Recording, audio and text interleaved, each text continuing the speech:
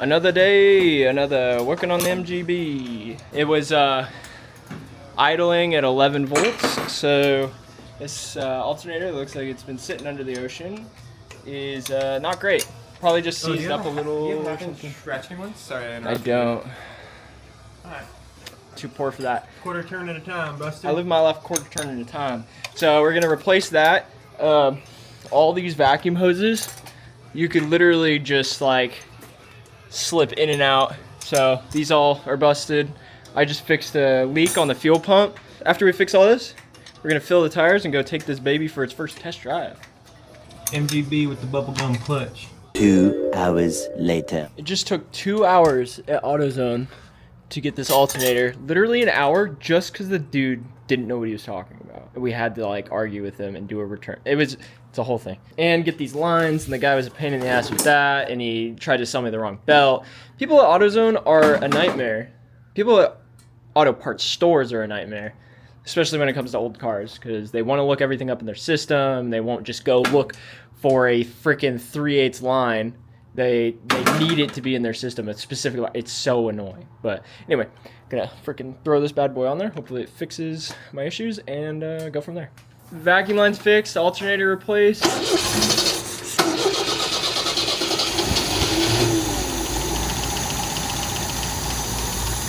It's running. It's the red light on the dash. Yeah. Shucks. Well, that sucks. It's enough to go drive it around the block. Look at that. Beauty. First time she's moved under her own power in God knows how long. And we got pure danger behind the wheel. Alright. Hard parking scoot. Gotta figure out how to get in this thing. Go through a little Oh! What? I sat down and look at all that dust. Holy God damn, literal dust cloud. Oh, seatbelt's a little, Oh, there it is. Battery light's off, but beautiful windshield. Oh. Oop. Clutch is a little funny. Yeah, no blinker. Here we go, Second dude. straight down. Yeah. Whoops. Alright. We're Look cruising. How's it cruising? It's fucking sick. Wood grain gripping? I can see over the windshield, which is pretty cool. Really cocked to the left here. Is it? Well, the road's also at an angle. Oh yeah, the brakes need help. Bad. Really? Bad? Like, bad. Go like 20 and then just slam them as hard as you can. Or just Yeah, literally slam them. ready? Yeah. Clutch in. That was as hard as I could go. That's not that bad. Dude, That's better than the first it time. does not feel good. No? I'll tell you that. How's the clutch? Bad. Bad? All bad? It's the pedals on this vehicle are not happy. Damn. I will say that. Well, the engine's good. Is the speedometer going above that at all? No. Because it just keeps going up. Oh! Come back to life. I was like, it just keeps saying we're going 10. The RPMs work. Fuel gauge doesn't work. Oil temp works. This steering wheel is constantly to the left. So it needs an alignment. Alignment bad. Yeah, nothing. Stereo doesn't work. Hazards work, but the blinkers don't. Intermittent brights work. The headlights don't work. Oh, we can signal. It's tiny. Yeah, except for brakes. Anyway. Brakes need work before you take this anywhere above like 25 miles an hour. I mean, dude, it stopped fast. No, it does not. You don't I think wish you could feel what I'm feeling. cruises? It's smooth. It's a good ride. I love it. All right, let's get a poll going. Give her like a 1, 2, 3. Give her the beans. Give her the beans hard. Oh, something wasn't happy under the hood. I'm not gonna go into the third. What? I think, did we drop a tool? Did you hear that? Yeah, it didn't That pop, sound pop, great. pop. That did not sound great. There she goes, back into her home. All right, time to dig into some wiring. With this alternator being internally regulated, the fact that it's not charging means that there's some kind of deeper issue. So first thing I took a look at was the grounding strap. And I don't know if you can see it, but It's pretty frayed. Not looking the best. And today I came out and this light switch, when you put it in the middle, the parking lights should come on. Well, yesterday that didn't happen, but when I came out this morning, that switch was still in the middle position and the parking lights were on. So that goes to show me that along with all this corrosion, probably every single one of these connectors behind the dash are corroded themselves. So I get to take on the big mission of cleaning every single connector in this entire car. And yesterday, I also found those chewed up red wires that were underneath the dash in a rat's nest. So I'm gonna go ahead first thing, vacuum those out, and start chasing wires, I guess. Not fun. My least favorite thing to do, actually. Alright, time to clean this up. I don't know if you can see. Yeah, something was living in there. Hopefully it's not anymore. But let's get this vacuumed out.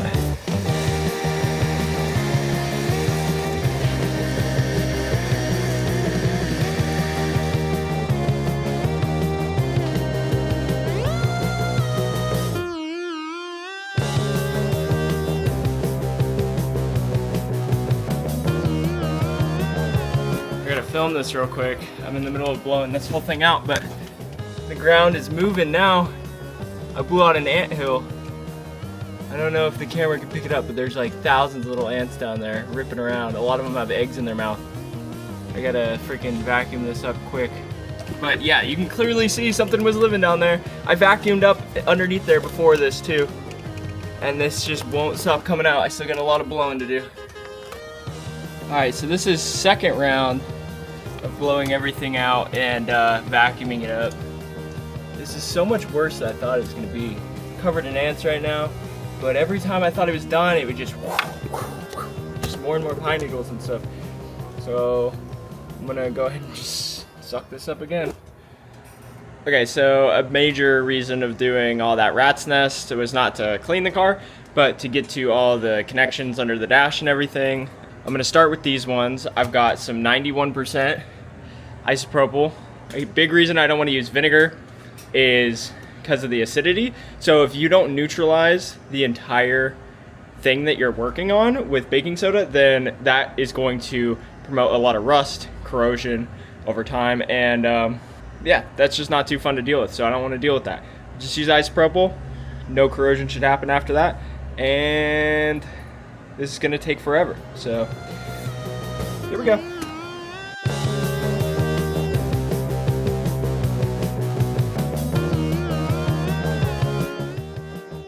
Alright, I'm gonna cave. This thing is so rusty under here. Probably the reason that the blinkers and stuff aren't working. If I throw the brights on, I see the connection happening, a little spark in there, and that's a good sign because that's what part is working. However, there's just like an insane amount of corrosion on this, so I am gonna use vinegar, try to dissolve some of this rust, and baking soda. So got that right here, and hopefully I can get this thing working instead of having to buy a new one. This just started snowballing, as you can see. I'm having issues with the alternators still. So I was like, alright, well, I'm gonna start digging in, see if there's any shorted wires or shorts I could fix.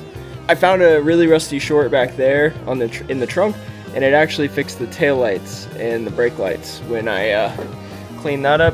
So I was just digging through, seeing if I could find anything. It's pretty dirty underneath this center console. There's like cockroaches and stuff, but there's a whipped topping, extra creamy. That's nice. I think I found the reason that the stereo wasn't working. It looks like it was under the sea, and the fuse was blown. So I doubt the fuse had anything to do with that. That thing's probably cooked. And just found a bunch of chewed up wires and all kinds of crap. So I'm gonna go ahead and just splice these wires together that I could find. The flasher underneath here is cooked, so I gotta get another one of those. But yeah, there's just a bunch of stuff in here. I went ahead and checked all the continuity and this switch, and everything seems to be good. Just gotta check through everything, find every ground, find every shorted wire. 1 week later. Here we go. More and more parts arriving. This one from eBay. Found this Alpine. I hate the look of it. I kind of wanted to get something a little bit more retro, but the last stereo that was in here was an Alpine, and I didn't feel like trying to rewire all this junk and do a different plug. So I just found a newer version of the one that was in here, and this one has Bluetooth, which is nice. Hopefully this thing isn't broken. It's in the box, so we'll see. There's no way it's in worse condition than the one that was in here. It is such a trashy look for this car to have like a modern stereo with blue lights and everything. I don't like that at all. As long as there's not an insane amount of corrosion, it's looking good to me. Here's the new head unit. It's got Bluetooth, which is nice, CD player, which is nice. Here's the old one. This old one definitely is like 2000s Ricer, like 240 with subs in the back. It does look better than the old one. Still not ideal for a vintage car, my opinion. I wouldn't have chose this if I didn't kind of have to out of laziness. And it was cheap, so cheapish. It was like 55 bucks or something. So let's go ahead and plug this in. Plugged in. Moment of truth. Cross my fingers. Oh, it's doing something. More than the last one did. No antenna connected. Oh, I got fuzz. Let's connect my phone. I think they're all working. An MG should not sound like this, I will say that. Everything on this car is working. So many wiring issues, but everything's coming together so nice. I'm so happy. Next thing on the docket, something I've been avoiding hardcore, which is removing this windshield for obvious reasons. I got a new one over there, but I'm happy about this. But the speakers sound good. They sound better than any of my other cars. That's hilarious. All right, well, I'm gonna go ahead and end off the video there. I wanna thank everyone for watching. If you wanna see more of this blue MGB restoration project I got going on, please subscribe, like the video, do all those things. There's still a lot of work to be done on this car. I've been pretty sporadic about filming due to me being on one foot, but I should be back walking here soon. Just a couple more weeks. It's been a couple months at this point I haven't been able to walk, so really looking forward to that. And once I get to that point, I'll be able to ramp up the filming on this thing and show more of what I'm doing. I know I didn't show a lot of the wiring stuff I fixed in this video, and that's just, it's such a pain in the ass to film and work on one foot. It's simple as that. So unless I have someone here helping me film or work, then it's really kind of a nightmare. But thanks for sticking around and watching this far, and yeah, see you in the next video.